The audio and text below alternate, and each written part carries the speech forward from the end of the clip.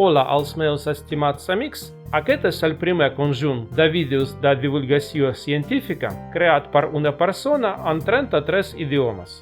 Faig tots els meus vídeos utilitzant només traductors automàtics, sense cap ajuda d'altres persones. En el futur us explicaré el meu mètode per aprendre idiomes, però ara parlaré d'un fascinant misteri antic. D'on venen els arbres? La gent ha estat fent aquesta pregunta durant milers d'anys, però la resposta a aquest enigma antic és sorprenent fins i tot avui. La primera resposta òbvia sembla ser molt simple. Els arbres creixen a partir de llavors. Si vols conrear un roure, pren una gla, planta-la al terra i obtindràs un roure.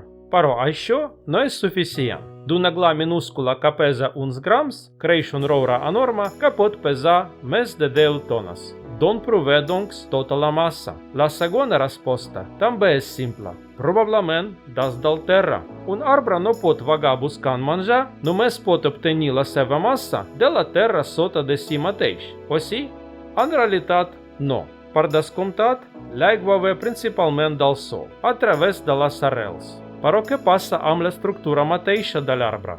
Amb la major part de la massa seca de la seva fusta. Fins i tot milers d'anys enrere, els antics grecs romans van entendre que si un arbre en creixement simplement tirava el sol al voltant de les seves arrels cap amunt, llavors una enorme fossa apareixeria sota d'aquest arbre. Quan estàs de peu sota un arbre, només mira tota l'estructura massiva que hi ha damunt del cap i imagina que tot va venir del terra sota els vostres peus. Això ha de deixar un pou de diversos metres cúbics en volum. I tanmateix el sol es manté pla, mentre que a partir de la gla que es va plantar al terra, un arbre només continua creixent i creixent. Sembla com si la massa del roure creixent aparegués del nord-est. Sembla que apareix des de l'aire. I sí, aquesta és precisament la resposta sorprenent al misteri. Els arbres obtenen el component principal de la seva estructura des de l'aire. Llavors, com passa això? A través d'un procés anomenat fotosíntesi. Els cossos de tots els éssers vius del nostre planeta estan construïts a partir de molècules llargues, proteïnes, carbohidrats, àcids nucleics, greixos i altres tipus. Tots ells són simplement cadenes llargues d'àtoms de carboni, amb àtoms adjunts o inserits d'oxigen, nitrogen, hidrogen, fòsfor i altres elements. Però on es poden obtenir àtoms de carboni? Des de la nostra atmosfera, des de molècules de diòxid de carboni. Les plantes, les algues i les cianobactèries capturen molècules de diòxid de carboni des de l'aire, arrenquen els àtoms d'oxigen, els tornen a l'atmosfera perquè puguem respirar i utilitzen àtoms de carboni per construir molècules llargues. Per exemple, glucosa, que s'utilitza per fabricar cel·lulosa, el component principal de la fusta. No és increïble? L'aigua és un líquid, el diòxid de carboni és un gas, tots dos són febles i efímers. Però quan es combinen en estructures complexes, poden convertir-se en arbres poderosos. I l'aigua que els arbres obtenen del sol també prové de l'aire en forma de vapor d'aigua, que es condensa i cau a la terra en forma de pluja. I el nitrogen, que és necessari per fer molècules de proteïnes, també és tret de l'aire pels bacteris que viuen prop de les arrels dels arbres, en un procés anomenat fixació del nitrogen. Quan un arbre creix, l'aire al seu voltant es converteix en l'arbre. Quan l'arbre es crema o es desintegra, la major part de la seva massa torna a l'aire. I el mateix passa amb totes les plantes. I nosaltres, els éssers humans i animals, mengem plantes i construïm els nostres propis cossos. Així que l'estructura del nostre propi cos també es construeix a partir de l'aire. Mireu el cel blau i els núvols blancs en un dia assolellat.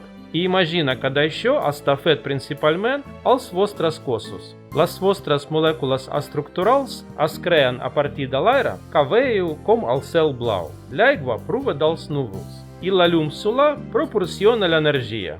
A l'altra banda, quan ens trobem en un antic cementiri on creixen molts arbres, podem pensar que els cossos dels difunts són sota terra.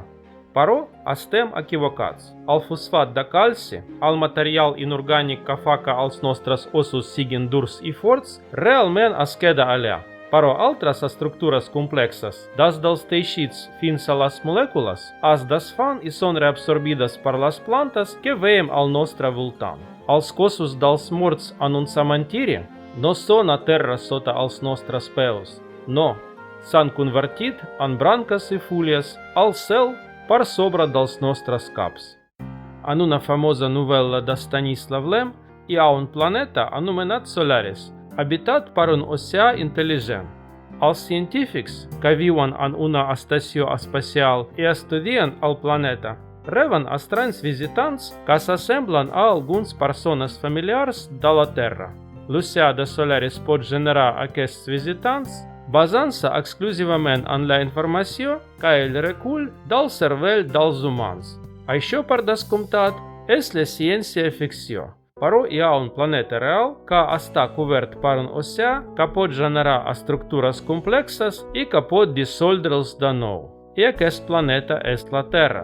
L'oceà és l'atmosfera, la informació és el nostre ADN i les estructures són tots nosaltres, els éssers vius a la Terra. El carboni del nostre planeta circula entre dos estats. Molècules simples de diòxid de carboni dissoltes a l'atmosfera i molècules orgàniques complexes en els nostres cossos. I aquest procés continua sense interrupcions.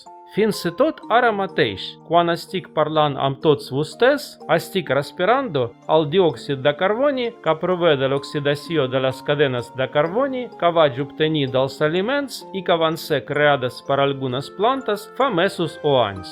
Alguns àtoms de carboni que em respiro ara mateix eren en realitat part del meu propi cos. Les proteïnes estructurals es trenquen per diversos motius i s'utilitzen com a combustible per les meves cel·les, creant diòxid de carboni. Amb cada paraula i cada respiració completo el cicle sobre el que estic parlant en aquest vídeo i estic tornant una part de mi a l'atmosfera. Eclesiastés ha dit que els nostres cossos provenen de la pols i tornaran a la pols. Però nosaltres podem dir que els nostres cossos surten de l'aire i tornen a l'aire amb cada respiració que fem.